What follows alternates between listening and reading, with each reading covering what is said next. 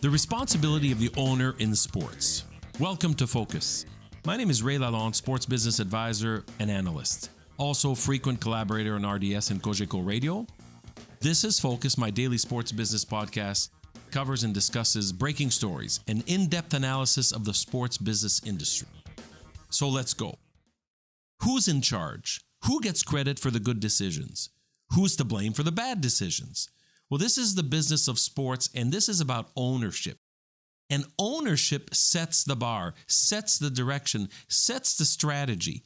So I want to talk to you about this because the February 2018 story about Mark Cuban and the Dallas Mavericks that Sports Illustrated broke about a toxic environment in Dallas, in the workplace, in the area, in the offices where employees were there every day building the Mavericks brand, operating an NBA team.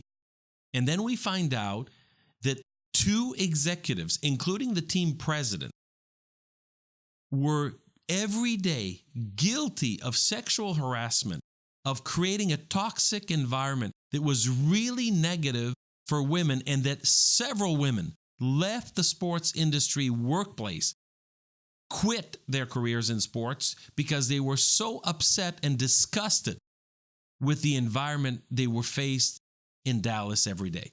So the NBA had its own inquiry, its own investigation. And just yesterday, Mark Cuban announces he's going to make a $10 million donation for women's causes. And he tells people on an interview with Rachel Nichols of ESPN that basically he missed the boat, that he didn't see it happening. He didn't see it coming. So yes, Mark Cuban is not always in the office of the Mavericks. And Mark Cuban has been one of those modern age, innovative, creative, forward-thinking owners in sports. He's a tech guy. He's a younger guy. He was always contesting David Stern in the days, but he's matured over the years and he's become one of the good owners. The problem is that to me, this is a big, fat excuse. This is not assuming the responsibility. To say to people that you're never there, you didn't see it happening, but you hired those individuals. Could it even be possible that you did not hear about something like this over the years of intimidation, of sexual harassment in the workplace? To me, that's just absolutely unbelievable. The responsibility of the owner is to, first, her employees. Second, her fans. Third, her partners, corporate partners, sponsors, and stakeholders in the business.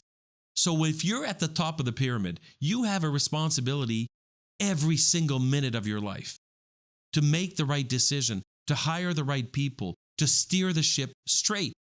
So you can't tell me that an owner today is not aware because he wasn't physically there. And in this announcement, Mark Cuban wasn't even in Dallas. He didn't get from Los Angeles to Dallas to be a part of this announcement and face the music.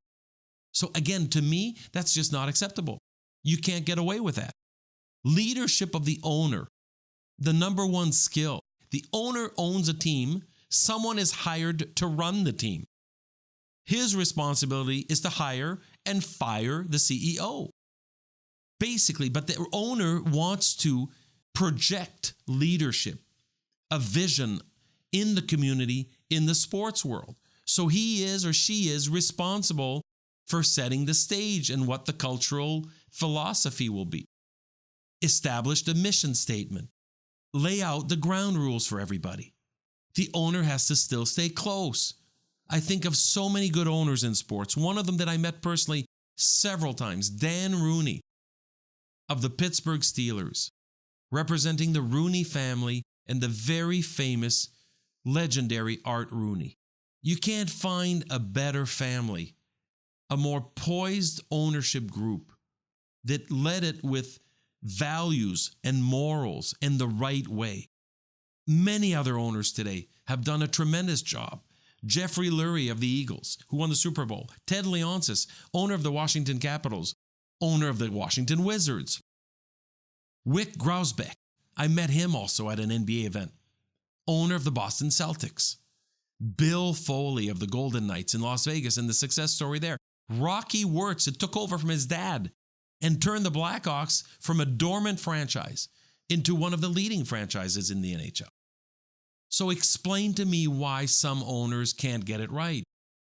They are at the top of the pyramid. The buck stops there. They hire the people. So when there's a problem with competency, skill, performance, results, look no further than the owner.